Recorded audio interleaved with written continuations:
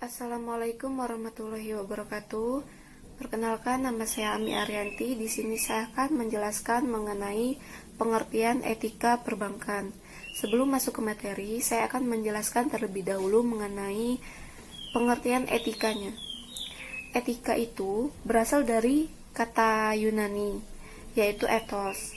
Ethos adalah tunggal yang berarti kebiasaan atau adat, watak, akhlak, sikap, perasaan, dan cara berpikir. Ketika dilihat dari bentuk jamaknya, etika berarti adat kebiasaan atau pola pikir yang dianut oleh suatu kelompok masyarakat atau pola tindakan yang dijunjung tinggi dan dipertahankan oleh masyarakat tersebut. Sedangkan perbankan adalah badan usaha yang menghimpun dana dari masyarakat dalam bentuk simpanan dan menyalurkannya kepada masyarakat dalam bentuk kredit ataupun bentuk lainnya. Penyaluran dana ini yaitu ditujukan dalam rangka meningkatkan taraf hidup rakyat banyak. Kemudian, dari pengertian etika dan perbankan yang telah saya sampaikan tadi, maka dapat disimpulkan bahwa etika perbankan adalah suatu norma sopan santun dalam menjalankan usahanya dan merupakan prinsip-prinsip moral atau nilai-nilai mengenai hal-hal yang dianggap baik, serta tegas dan tanggung jawab. Unsur-unsur untuk mewujudkan hal-hal yang baik dan mencegah hal-hal yang tidak baik. Nah, dengan kita menerapkan etika yang baik dalam setiap perusahaan, maka akan mudah kita untuk mendapatkan sebuah kepercayaan dari masyarakat tersebut kepada kita. Mungkin hanya sekian yang bisa saya sampaikan. Ada kurang lebihnya saya mohon maaf, dan kepada Allah saya mohon ampun. Saya akhiri, wabillahi taufik wal hidayah. Wassalamualaikum warahmatullahi wabarakatuh. Assalamualaikum warahmatullahi wabarakatuh. Saya Dona Julita akan melanjutkan materi yang ke-B, yaitu dasar-dasar etika perbankan syariah. Jadi bank merupakan lembaga keuangan yang usaha pokoknya memberikan kredit dan jasa-jasa dalam melalui lintas pembayaran dan peredaran. Sedangkan lembaga keuangan adalah semua badan yang kegiatannya menarik uang masyarakat dan mengedarkannya kembali kepada masyarakat. Dengan demikian dapat disimpulkan bahwa tugas utama bank adalah operasi perkreditan aktif dan pasif, serta sebagai perantara di bidang perkreditan. Nah, dengan adanya tugas utama ini, maka diperlukan faktor kepercayaan yang harus dimiliki pihak nasabah kepada bank. Karena kepercayaan ini merupakan penunjang utama bagi lancarnya operasional bank. Faktor kepercayaan inilah yang merupakan etika yang harus dimiliki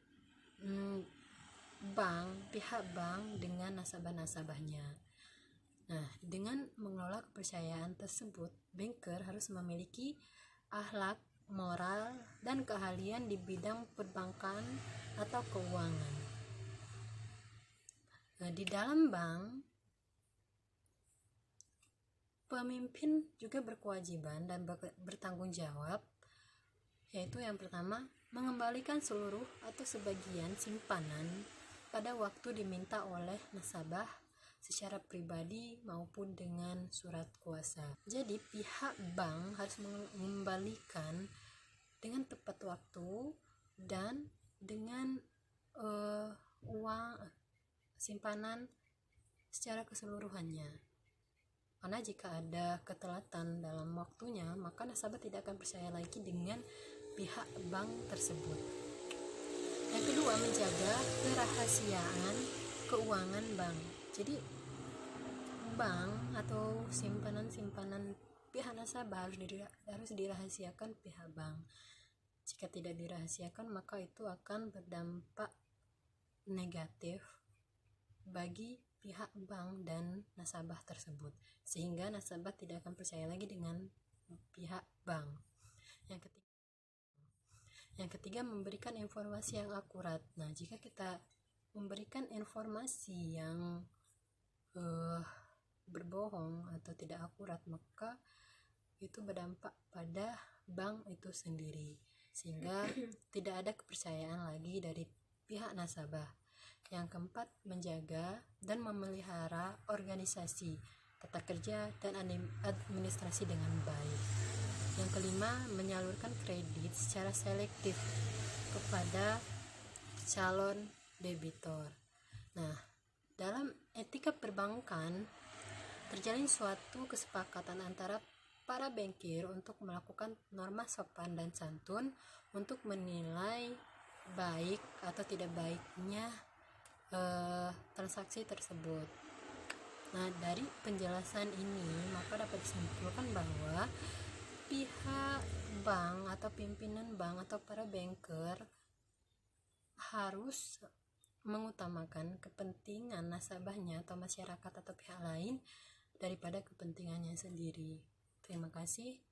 Itu yang bisa saya sampaikan. Selanjutnya akan dilanjutkan oleh teman saya.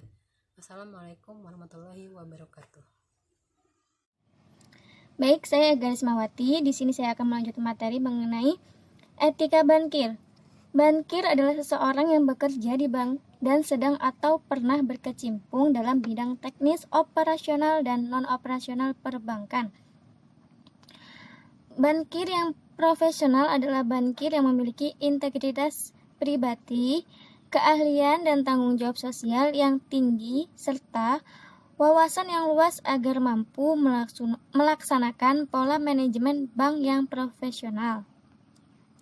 Ada dua hal penting yang memang dituntut untuk menjadi bankir profesional, yaitu dapat menciptakan laba dan menciptakan iklim bisnis perbankan yang sehat. Menjadi bankir yang profesional memerlukan beberapa persyaratan, di antaranya adalah: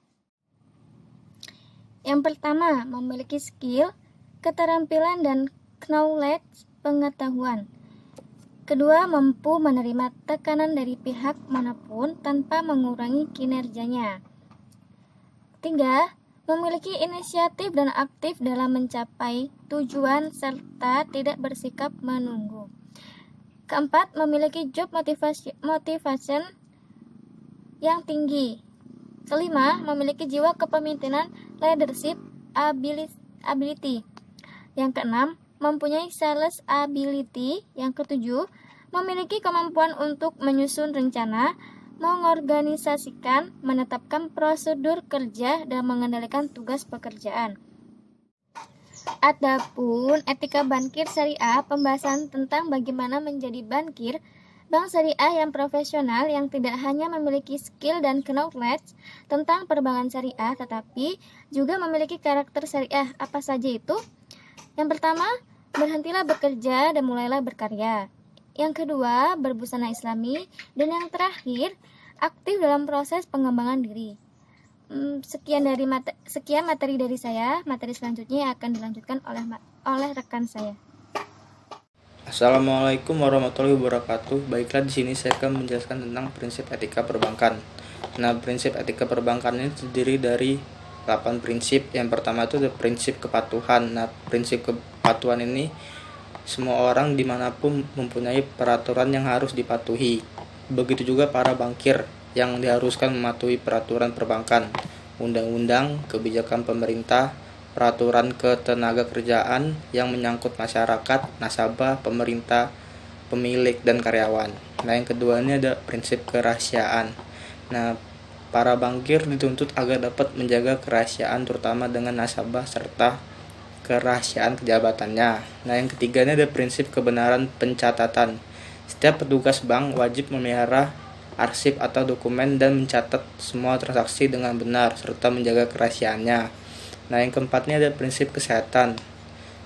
Persaingan ini dapat bersifat intern, yaitu antar bagian dalam bank itu sendiri, dan bersifat ekstern, yaitu persaingan antar sama bank untuk memberikan pelayanan serta promosi atas jasa apa saja yang diberikan oleh bank. Tapi setiap bank harus menjaga agar tercipta iklim persaingan yang sehat. Nah, yang kelima ini ada prinsip kejujuran. wewenang kepercayaan dan wewenang yang telah diberikan oleh para pihak terkait dalam hal ini pemerintah, nasabah, pemilik, masyarakat, dan karyawan hendaknya tetap dinomorsatukan dan tidak disalahgunakan untuk kepentingan di luar etika yang telah disepakati bersama. Nah, yang keenam ini ada prinsip keterbatasan. Meskipun petugas bank dan bankir diminta untuk bersikap informatif terhadap pihak luar, namun sifatnya terbatas. Nah, yang ketujuh ini ada prinsip kehormatan. Setiap petugas bank diharuskan taat menjaga kehormatan dengan cara menghindarkan diri dari hal-hal kolusi, pemberian hadiah, upeti, dan fasilitas dari pihak lain yang menginginkan kemudahan dalam hal prosedur bank. Nah, yang ke-8 ada prinsip pertanggungjawaban sosial. Pertanggungjawaban ini lebih diarahkan pada pemerintah, nasabah, pemilik, ataupun masyarakat dalam hal melaksanakan operasional perbankan. Nah, baiklah, cuma itu yang bisa saya jelaskan. Selanjutnya akan dijelaskan oleh Saudari Tiara Damayanti. Perkembangan perbankan syariah di Indonesia. Perkembangan lembaga bisnis syariah di Indonesia utamanya dipelopori dan digerakkan oleh industri perbankan syariah. Bank syariah seperti lokomotif yang menarik gerbong-gerbong berisikan lembaga bisnis syariah lain di belakangnya untuk tumbuh berkembang. Akseptasi negara terhadap kehadiran industri perbankan syariah sebagai representatif utama dari bisnis syariah semakin jelas dan tegas dengan terbitnya undang-undang khusus yang mengaturnya, yaitu Nomor 21 Tahun 2000, tidak lagi sebatas sisipan undang-undang perbankan secara umum. Di Indonesia, bisnis syariah yang telah dan mulai berkembang antara lain dimulai dengan adanya lembaga-lembaga keuangan syariah seperti Bank Syariah, Reksadana Syariah, kemudian Baitul Mal, Watanwil, dan lain sebagainya. Dengan munculnya bisnis jasa syariah seperti hostel syariah, pantai syariah, kuliner syariah, pariwisata syariah, dan hasil produk berbagai perusahaan lainnya, seiring dengan kesadaran masyarakat Indonesia yang mayoritas penduduknya muslim terhadap keharusan menggunakan dan memanfaatkan produk atau barang maupun jasa yang halal dan barokah, maka peran produsen atau perusahaan-perusahaan berbasis syariah menjadi sebuah alternatif masa depan yang sangat menjanjikan. Barangkali ini dianggap perlu optimis, tapi itulah tren yang sekarang sedang menuju ke arah. Dengan kata lain, negara Indonesia dapat berperan sebagai motor penggerak bisnis syariah dan tentunya memiliki potensi yang luar biasa untuk dapat menjadi pusat pengembangan bisnis syariah.